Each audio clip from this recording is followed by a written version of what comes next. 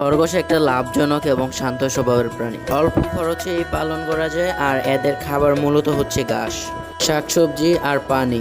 খরগোশের মাংস high protein ও কম cholesterol, হৃদরোগ ও ডায়াবেটিসের জন্য অনেক উপকার। বাচ্চাদের 2-3 মাস পর পর একসাথে 5টা-10টা পর্যন্ত। একটা ছোট ইনভেস্টমেন্টে আপনি শুরু করতে পারেন খরগোশের খামার, অতি লাভজনক একটা ব্যবসা। আজকে থেকেই শুরু করুন আর ভবিষ্যতের জন্য একটি নিরাপদ আয় গড়ে তুলুন।